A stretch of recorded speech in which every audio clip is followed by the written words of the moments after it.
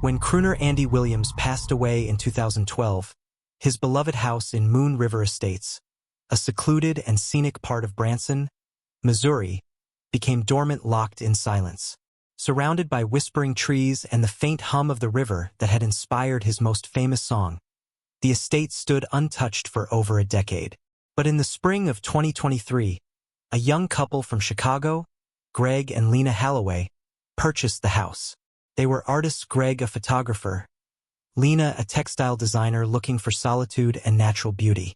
The house, steeped in showbiz history and mid-century charm, seemed like a dream. But as they would soon discover, memories weren't the only things left behind. The house was massive. Long, low-slung with clean lines and floor-to-ceiling windows that looked out over a private bend of the river. Greg was particularly taken with the music room still intact with a Steinway grand, custom soundproofing, and plaques commemorating Andy's decades-long career. The real estate agent claimed the place had been kept like a shrine, with the family selling it only after deciding not to turn it into a museum. First, things were peaceful. Quiet days, river fog in the mornings, birds singing. Lena began dyeing fabric in the sunlight-filled atrium while Greg explored the grounds with his old Nikon. But even in the calm, the air held something else, something unseen. Lena was the first to mention it. "Do you ever feel like someone's watching?" Greg laughed it off. "Babe, the walls are glass. Of course we're being watched." "Bye, dear."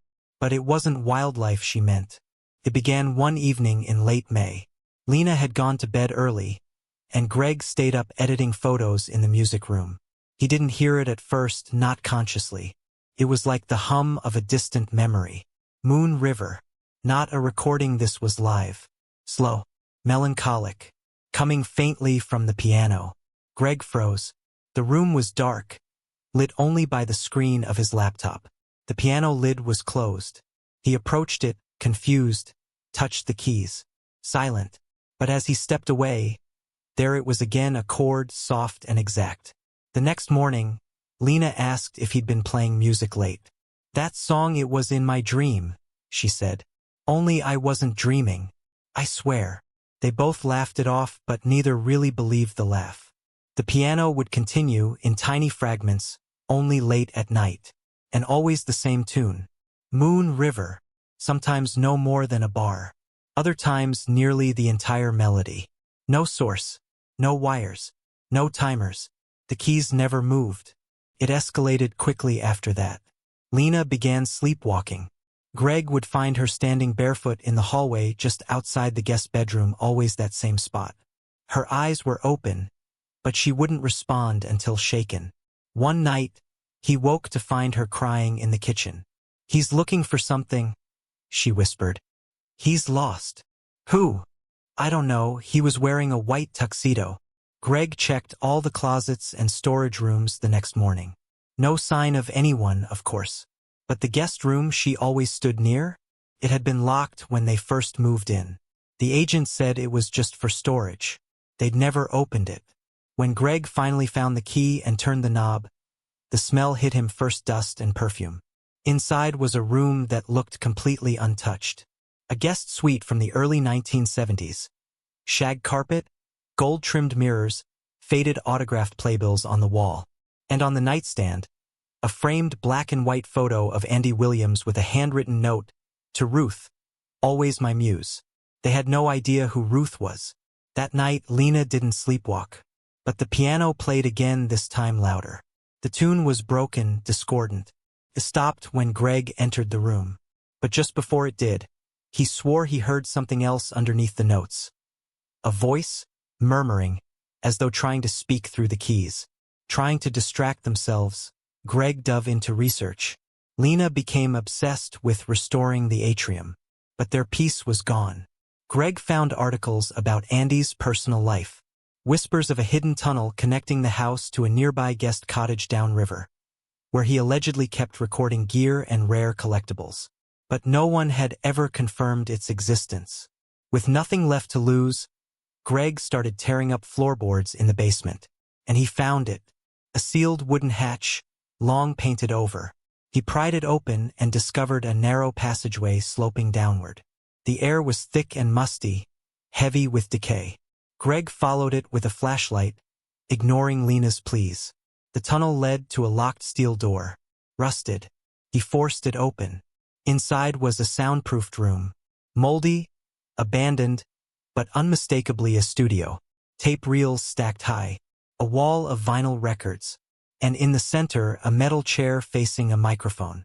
Greg approached the console and noticed something chilling. The tape was still running. He stopped it, rewound, and hit play. Silence. Then a voice, weak and desperate. "I can't sleep.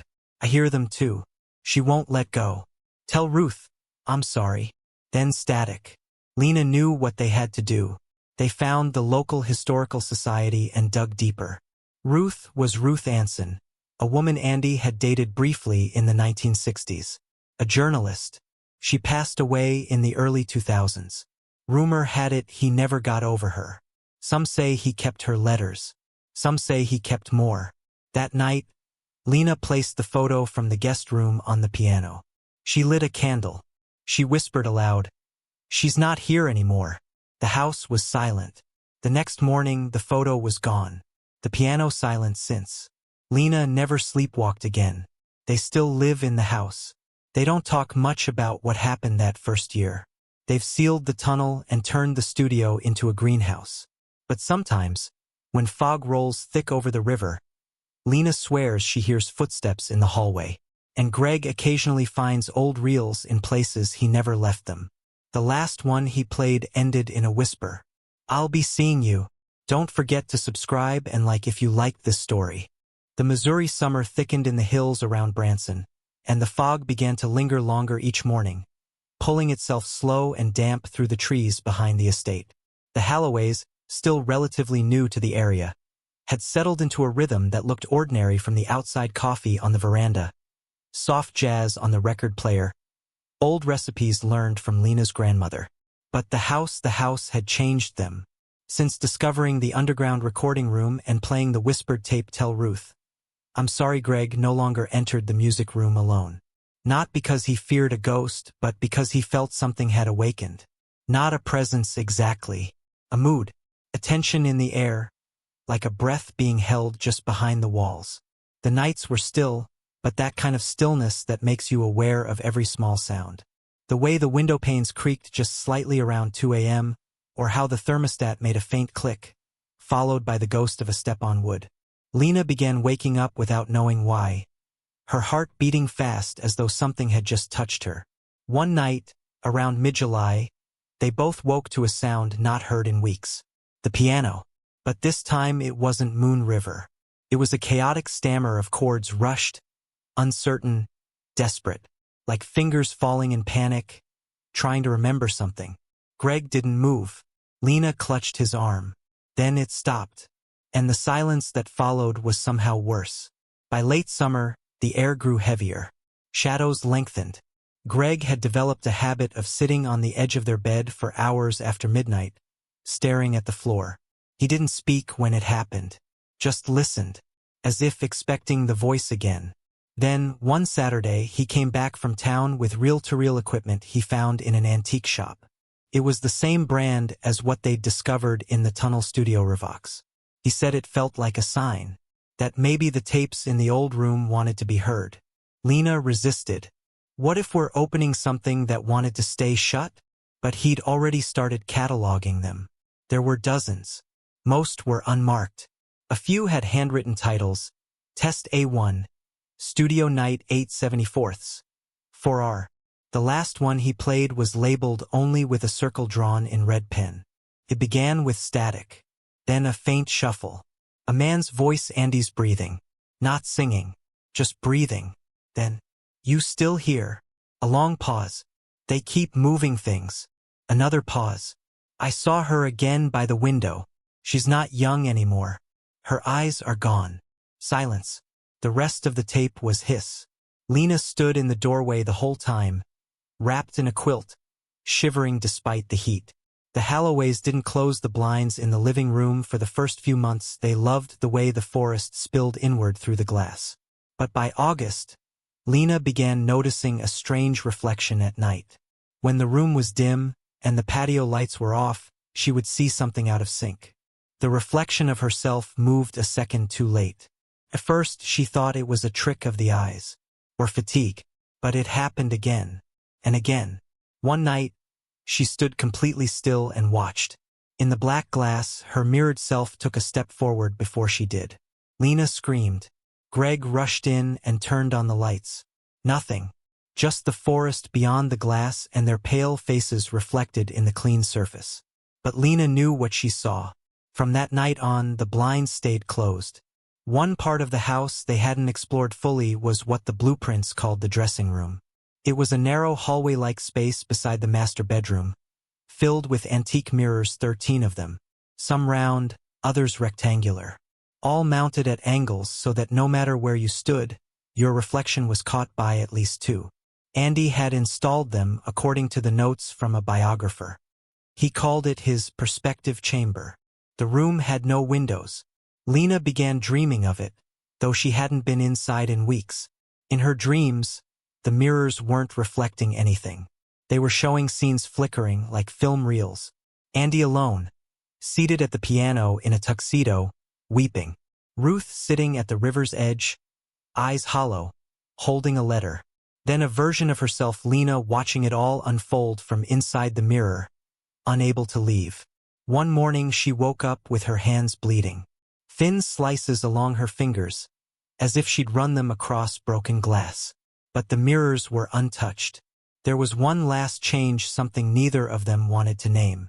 The house had developed a hum, not a sound, a vibration, like being inside a speaker that was barely on. It started in the hallway, near the guest bedroom where Lena had once sleepwalked. Then it spread into the music room, the kitchen, even the atrium. At first, it came only in the evenings. Then it began lasting longer. Now it was constant, just below hearing, felt more than heard. Greg tried recording it with his sound equipment, but the files came back empty. And then one day, without warning, the plants in the atrium began to wilt. No pests, no disease, just a slow collapse. Everything in bloom simply stopped. Greg has started to sleep in the guest room. He says it feels quieter there. Lena stays in the master suite with the mirrors covered in cloth. Neither of them talks about the tunnel anymore. But sometimes, when the river fog thickens, and the moon casts a pale light across the lawn, they both hear it just for a moment. The opening notes of a song, played carefully, lovingly, as if someone is still waiting to be heard. August deepened, slow and unforgiving. The heat outside was relentless, but inside the house it was different, a coldness that wasn't natural. Like the air carried a memory it couldn't let go of. The air conditioner clicked, the fan blades turned, but neither offered the kind of warmth the couple craved. There were no more open windows, no more soft laughter, only the creak of old wood and the dry hiss of tape reels when the machines weren't even on. Greg had started talking to himself, not in full sentences but in half whispers, just under his breath. He didn't notice he was doing it, and when Lena asked him what he'd said, he'd always answer the same way. I wasn't talking, but she heard him. In the kitchen, in the studio, in the hallway where the mirror room bled into shadow. Words not meant for her, or maybe not meant for anyone still alive. It was late one evening, the sun gone but the sky still bruised with dying light, when Lena opened the bottom drawer of the guest bedroom nightstand and found a bundle of letters tied in pink ribbon. The paper was brittle and yellowed with age. The ink had faded in places, and the pages smelled faintly of lilac and ash. They were addressed to R, each one signed only with A. She sat on the bed and unfolded them one by one. They weren't love letters exactly. They were more like confessions, pages of doubt, guilt, and yearning. Andy wrote about hearing things in the walls, about dreaming of Ruth sitting across the room, silent, eyes heavy with sadness, about songs that came to him fully written, as if whispered into his ear from somewhere outside himself. Sometimes I think the house listens. I'll whisper something, just a thought, and the music room hums in response. You'd laugh. I know you would. But it's true. I recorded something last night. Not for release. Just for her. I don't even know who she is. But she keeps returning. She's older now. And her eyes, Ruth, they aren't right. Lena read for hours. The letters stretched across years, well into the late 1990s. Some written in despair. Others eerily calm. The last letter was unlike the rest. It was shorter, tighter, the handwriting unsteady. I saw her in the mirror room again, but she wasn't in the glass. She was behind me. I heard her breathe. I can't get the piano to stop. I'll leave the door open. Maybe then she'll go. There was no signature, just a smear of ink, like someone had touched the paper with a wet fingertip and dragged it down the page. The music room had always been Greg's favorite, at least until the night the piano played on its own. He still went in sometimes, mostly to clean or sit in silence, but lately, he'd noticed something strange on the wooden floor near the Steinway's legs. At first, he thought it was scuff marks, maybe from the movers. But the longer he looked, the clearer they became. Scratches. Long, thin grooves in the varnish. Curved slightly, as though made by fingers. 5 lines at a time. Then a pause. Then 5 more. They started just beneath the bench and trailed outward like someone had been dragged from the piano, clawing at the floor. He ran his fingers across them. They were shallow, old, but undeniably human. He said nothing to Lena. That night, he locked the room and pocketed the key. But he still heard the music, and sometimes the dragging. The estate sat on a gentle slope above a slow-moving arm of the river, an inlet so still and reflective they often called it the pond. It had been one of the selling points when they'd bought the house. Greg photographed it endlessly in the beginning morning mist, orange afternoons, moonlight dripping like silver. But one morning in early September, Lena walked to the water's edge just after sunrise and saw something that made her drop the mug in her hand. A woman, standing knee-deep in the river. She was facing away, her hair long, dark, soaked, her arms limp at her sides. Lena called out. The woman didn't move, didn't flinch. And then, as Lena took a step forward, a soft ripple broke the water and the woman dropped straight down into it without making a sound, like she'd never been there at all. Greg came running at the crash of the mug. He found Lena barefoot and pale, staring at the river like it had spoken. She told him what she saw. Greg didn't ask her to repeat it. They both stood in silence for a long time, the wet porcelain at their feet, the morning air humming with the weight of something neither of them wanted to say aloud. Late one night, Greg woke with the overwhelming urge to go back to the studio in the tunnel. He hadn't been down there in weeks.